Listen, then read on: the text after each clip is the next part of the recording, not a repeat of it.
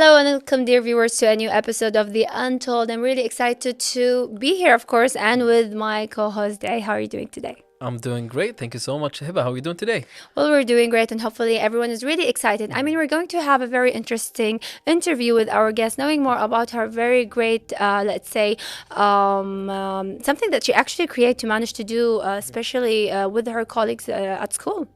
So we are talking about medical stuff, right? So Yes, basically, it's a quite of an interesting magazine that she yes. founded as well. So we're gonna be focusing on the magazine and all the things that she and her colleagues, do. All right, during their semester, I would say, Yes. if you will. All right, so we are going to leave you, dear viewers, with our guest Hanan AlBuraikan. So hopefully you are going to enjoy this with, of course, my co-host Hiba. So stay with us. We'll be back.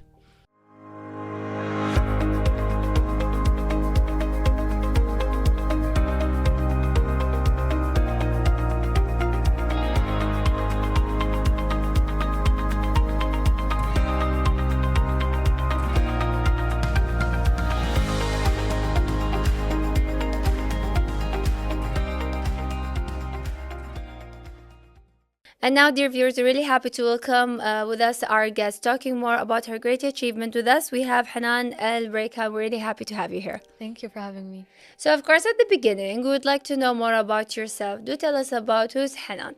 Well, my name is Hanan AlBuraikan, as you already know, but I'm 17 years old and I'm a senior at the American United School of Kuwait.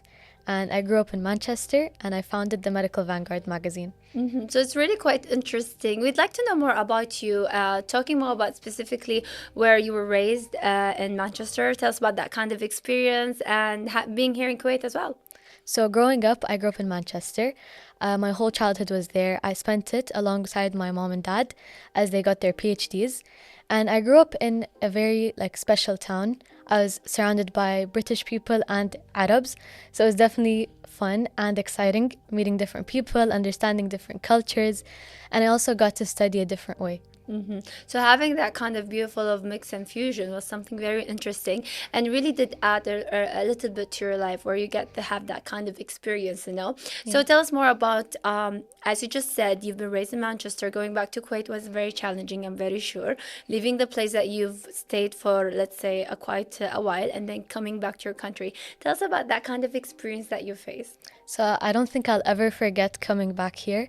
I still remember the day I got on that plane, and ever since I wanted to go back. I remember coming back with all my stuff, coming back not knowing how to talk Arabic. I got bullied because I had a British accent. Yes. And I genuinely I didn't know how to write, I didn't know how to read Arabic.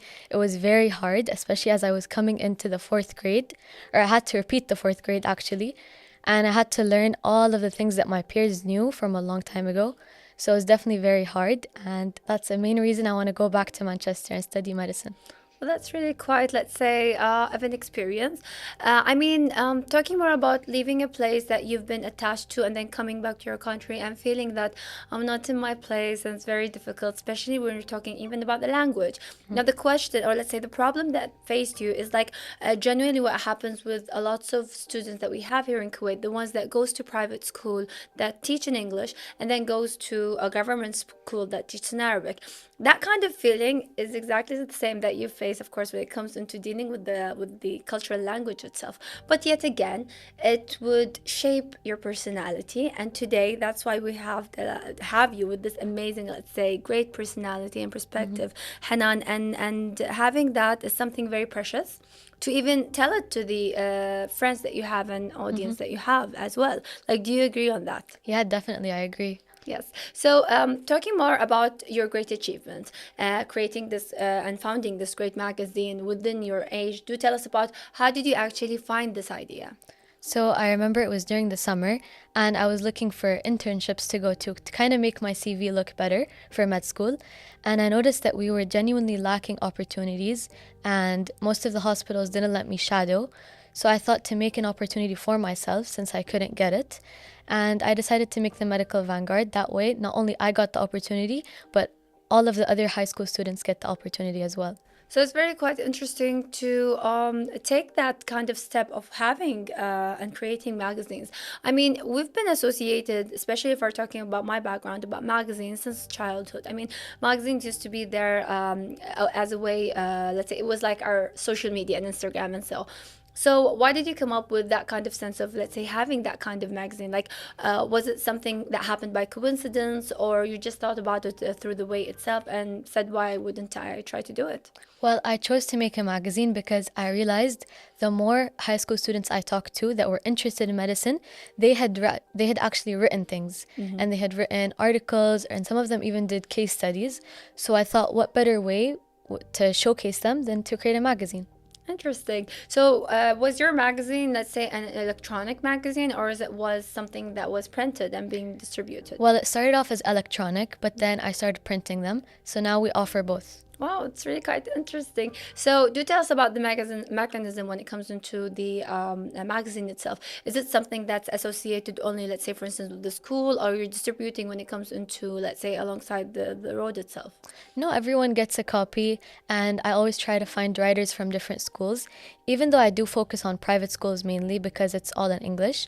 I've had some public school students talk to me about it, and yeah, it's kind of for everyone. Wow, it's really quite interesting. You're, let's say, creating that kind of sense of community where you could actually even associate the government school, the ones who are really talented in English and trying to present themselves as well, giving them more of an opportunity to know more about this community, which is something very beautiful. Having that beautiful society being presented within the youth itself. So, Definitely. as you, let's say, highlighted that you're talking by the youth and presenting it for the youth itself. So tell us about how important it is to focus about that kind of idea that the youth should be heard.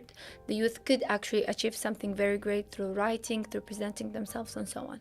Yeah, so I thought about it as letting high school students start off small by just writing a small piece of article and putting it on a magazine. We're giving them the confidence they need because sooner or later they're going to be the ones running the hospitals, the different places, because the world is evolving. So we have to give them the type of confidence that, okay, I can actually do this. I can write. I can choose my own topic. So giving them this confidence will definitely put Kuwait as a country in a better place. So it's a medical magazine, right? So you focus mainly about medical field itself through all of the field of medicine. Yeah. So when you were talking about medical field, like what are the let's say writers are associated with, like what could they choose in order for them to write about?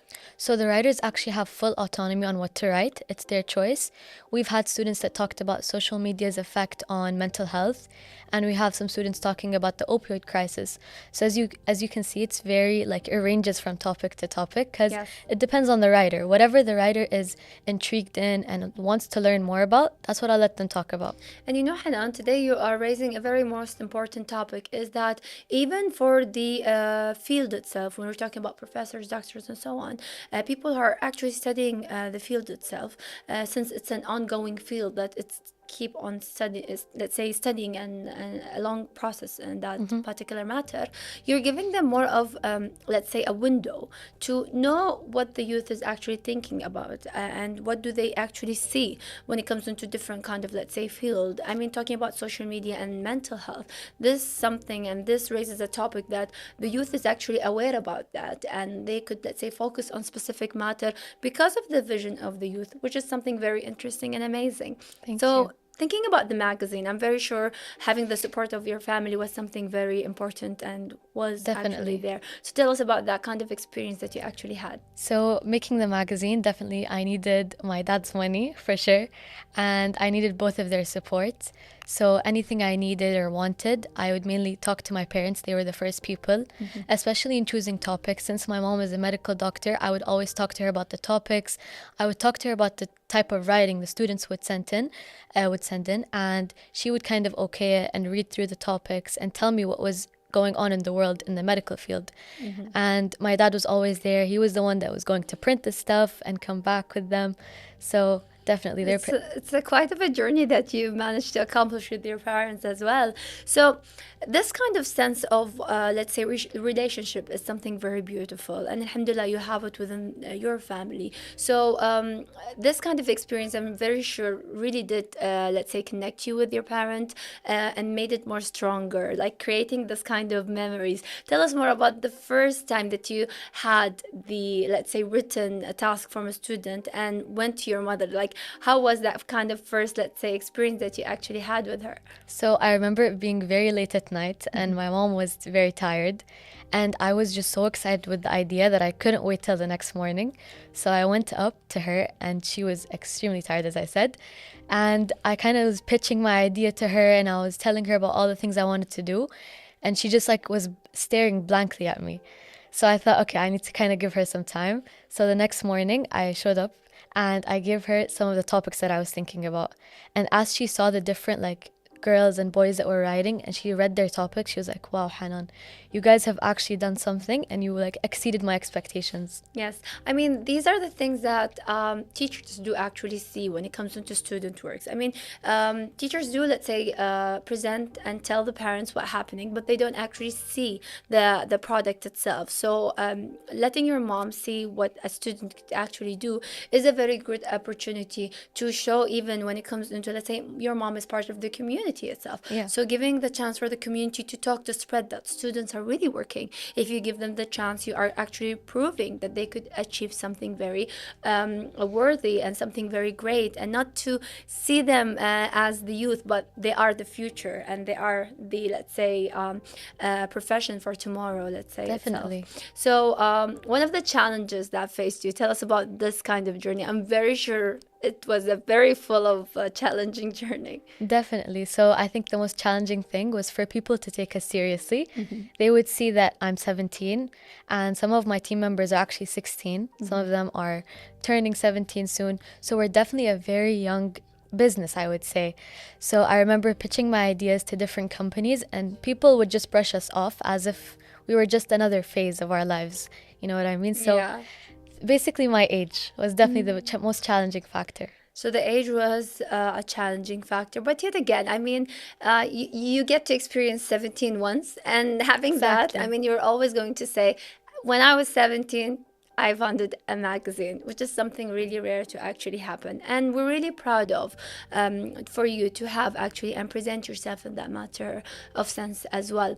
So you. when it comes into the printing, like, did you ever thought about the process when it comes into printing that is that difficult, takes times and so on? Like, did you ever think about it? Definitely. I knew that I had to put in so much work.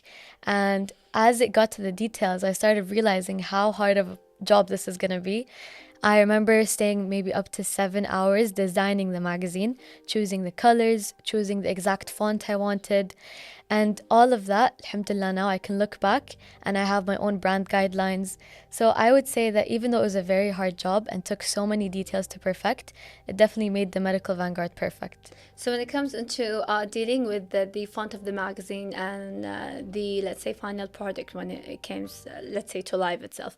So did you have any kind of, let's say, reference for a cover of a magazine? Like, were you, let's say, for instance, looking through different magazines in order for you to choose a specific, let's say, cover and so on? I mean, definitely. And this might sound very weird, but Vogue magazine was I was definitely... just gonna tell you about Vogue, but I was like waiting for you. It was Yeah. definitely Vogue. I would always look at their newest issues, and sometimes I would look on the New York magazines because they take such an interesting outlook on advertising and different colors. So I would definitely check every month for the new ideas, and I got influenced by those. Well, that's really quite interesting. So we're going to continue with you more when it comes into the episode, but dear viewers, we're going to head to this break and then we'll be back.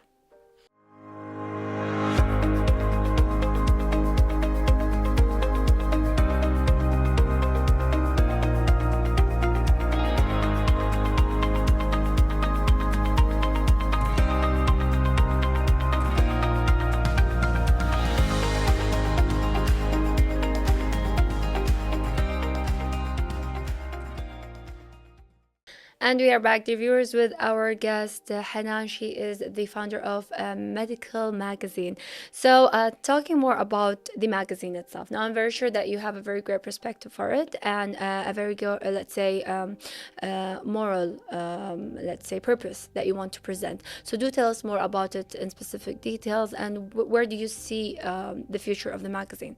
So, the purpose of the magazine was to differentiate between the students that were going into medicine or dentistry or pharmacy because of the money or because their parents wanted them to.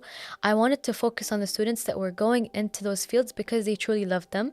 And since they usually will talk about their specific topics that they enjoy or the specific fields, it was a perfect opportunity. And definitely for the future, I see a big change happening in Kuwait's Ministry of Health, not only because, well, the healthcare professionals want to do what they love, but they'll actually put in effort to do it. Yes. So when it comes into, let's say, dealing with the magazine, now you've been dealing with a certain age, which is, let's say, high school age, to be precise. So after graduation, I'm very sure you're going to be, let's say, kind of busy when it comes into your life, inshallah, and dealing with medicine field itself. Like, do you feel that this magazine is going to continue on working, let's say, beyond that? And are you going to, let's say, for instance, approach different kind of students and learn and to emphasize and encourage them more to be part of the magazine? Most definitely. The Medical Vanguard will continue as long as I'm here. And the way I make sure that it will is because my team, most of them are younger than me, or some of them are graduating with me. So knowing that I have younger people to rely on makes it that much easier to know that the Medical Vanguard is going to stay. And inshallah, when I move on to university, it doesn't mean I'm going to stop. I will always look forward to being a part of the Medical Vanguard. And we also do include university students. We give them the chance to write topics. And I've had some students come up to me and ask if it was okay, even though they were in AUM or AUK.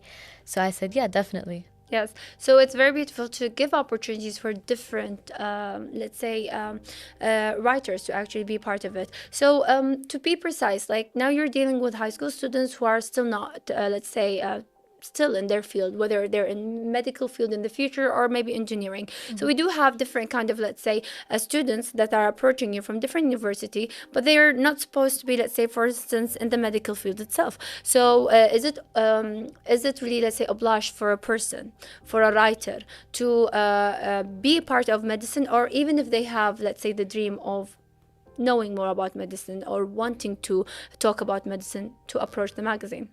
No, actually, all they have to do is love the topic that they want to write about. For example, I had an architecture student ask me if they could write a topic on psychology, and I said, go ahead, because the more you love something, the better you do it. So I genuinely believe it's not what you do, it's how you do it. Yes, and even when it comes into, let's say, hospitals themselves, I mean, engineers could actually write about hospitals, like creating new hospitals that has a very positive perspective for the patients themselves. Because, once you enter a hospital, it's either really gloomy and you feel really tired, or it's sometimes really that kind of a sophisticated hospital that you don't feel like comfortable in being in a hospital as well, right? True, So, true, very true. it could be a field that people could write about. So I'm very sure it's a very beautiful journey. Tell us about you. Like, did you write something that you do actually remember, especially that you're the founder, or let's say, for instance, or you just collected where people like to write about? I actually wrote 4 different things. And one of the topics was about medical errors and how the hierarchical structure of a medical field would work. And yeah, I wrote 4 different things and they were all on different issues.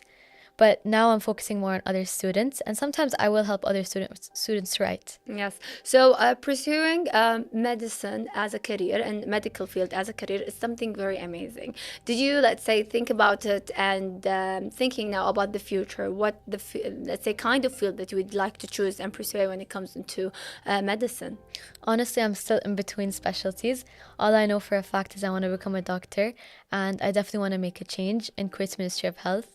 And inshallah, if I could, ملحق الصحي is the final destination. Well, that's really interesting. Inshallah, you are going to have the opportunity. And I've always heard that dermatology is one of the fields that's very popular. I mean, the skin is the hugest, let's say, part of our body. So since it's the hugest, you're going to find it really interesting. So yet again, there are different kind of fields that are very interesting. And having this magazine is giving everyone an opportunity to have a view do and to have that kind of, let's say, sense of what to expect in different fields. Because, there's always these popular fields that we all know about, but there are some, let's say, subspecialties that are really important, and especially if we're talking about Kuwait, there are some lack in the medical field in them. So your magazine, I'm very sure, could raise that kind of awareness where to actually go and think about the future as well. Very true. Yeah, so where do you think for now when it comes into Hanan and your whole idea? Like, do you want to pursue your studies here in Kuwait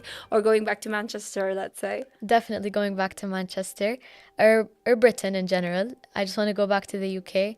Inshallah, that's where I want to go. Inshallah, we really do wish you all the best when it comes into that, and hopefully, they always say if it's meant to be, it's meant to be. صح, If inshallah. you're going to go there, you'll go there. If you stay here in Kuwait and just, let's say, enjoy the journey here, I mean, it's a really quite interesting journey. Being a medical student is going to be very busy, but you're up for it, I'm very sure. Yes, So, I aside to that, have you been associated with different hospitals here in Kuwait regarding your magazine itself, giving a lecture and so on? Yeah, I have. I went to Al Jahra Hospital and I gave a lecture. And how was it? Tell us more about that experience. It was definitely a very special experience. I gave a lecture on a radiation therapy called lutetium 177, and it was to the entire Department of Nuclear Medicine, which is definitely very nerve-wracking. It was very scary, but it was an opportunity I could never say no to, and it definitely taught me a lot. Really quite interesting, dealing with the field itself, being part of it. I'm very sure the experience was very beautiful. Tell us about your mom reaction and father reaction, especially when it came into the opportunity to lecture over there. Yeah, so my mom was actually in the audience. She was sitting there in the lecture hall with all of the other doctors, and all I could see was her phone, always on. Inshallah, Yes. she was always recording. Yeah. She was very excited to have me there. So were her colleagues. Oh, So yeah. that's really quite interesting and amazing, and hopefully, mashallah, that you're going to actually accomplish more and more when it comes into that. So, having that, being there and being part of such a great, let's say, lecture and audience, raise, let's say, for instance, that kind of encouragement, even for your colleagues, the ones who write in the magazine, that there could be an opportunity for you to come and talk and elaborate. So tell us about that kind of, let's say, feedback that you get from them when it comes to the magazine and the response as well. So yeah, whenever I get feedback from them and they ask me about the different things I've done, I genuinely just give them the truth and honest reaction or honest opinion. Yes. Of course, being a student is something very challenging because you do have a busy schedule, having different subjects, having different, of course, timing when it comes into, let's say, spending your free time, spending your time with the family, and also when it comes into your studies. So tell us about how do you actually maintain that kind of balance and how important is to maintain that. So I actually have a schedule to not lose track because it definitely is a very hard job to mitigate between what to focus on and what not to focus on. So my current schedule is I have to have a mandatory meeting with all of the Medical Vanguard team once a week, and that usually happens during school because they're all with me in my school. So one lunch break every week, I meet with them and we talk about the Medical Vanguard. And my studies is definitely a 24/7 thing. Whether I'm in school or in the car or at home, I'm always studying. I'm always finishing up homework. So yeah. So it's really quite busy, but we wish you all the best and success and hopefully to reach your goals and dreams in that matter of fact. And, having that kind of, let's say, time to spend with your friends in school is something very beautiful. You're leaving something, more of a memory that will stay with everyone. Today, when we're talking more about business and talking more about founders, it's not just about, let's say, being an adult and having the opportunity in the market, but it's really, as we all say, if you want to start sport, you have to start in a very young age. If you want to master something, you have to start from the early beginnings. So what you're doing today is that you're giving the youth an opportunity and contribute them that you could actually achieve something very great. Do that our age is really young, but we can manage to accomplish something very greater.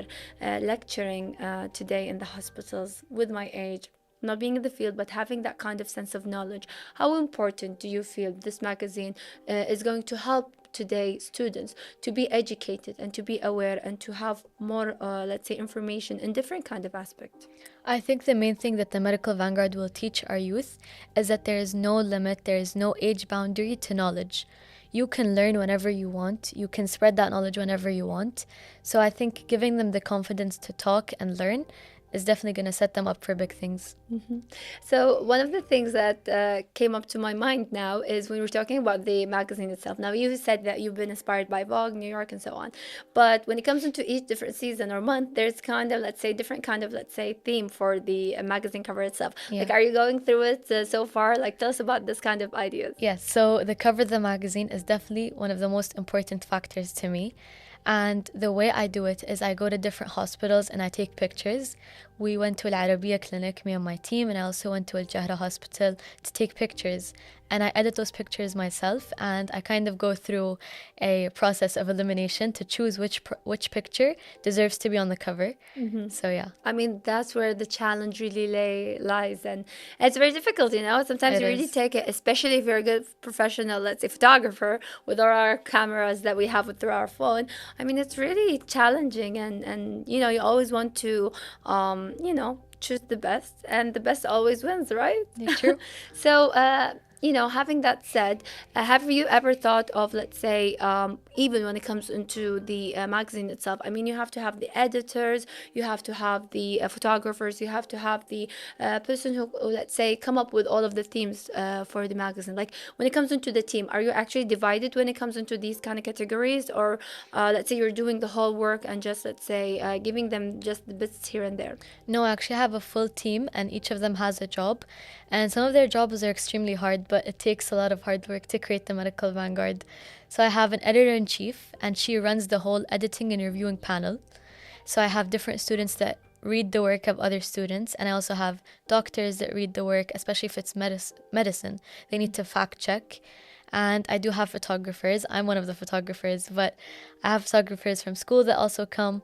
So it's definitely a full ranging team that all have different jobs. Yes, which is something very important because, you know, having this kind of family is something very beautiful, and to always present the work separately for each individuals is something even better for them to have that balance, to know what to do and not to, let's say, get really busy within the field itself.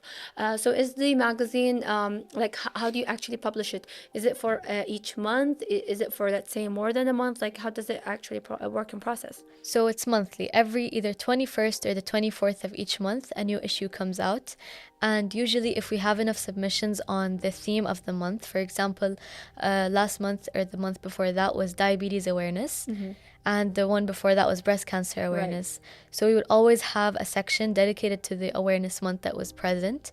And sometimes we even change the color so that I was just going to tell you because each month awareness has an own color, which is something very beautiful. Yeah. It really gives that kind of sense of that the magazine is actually alive, you know, and it Yeah. goes and evolves around it. I mean, monthly publishing magazine is really onto, let's say, being hectic and busy, and with Very. being, let's say, having school and with the field that is actually really busy and huge. You're doing something very beautiful and great. Thank you very much Thank for you. thinking about the idea, for having the opportunity to shed the light on the youth, to present themselves and say that we are great and we do have a great, beautiful mind in order for us to present our ideas and thoughts within the magazine. So thank you very much for Thank being you our for guest. having me. Thank you. So with that, dear viewers, we're going to head to the break of the wrap-up. Stay tuned with us.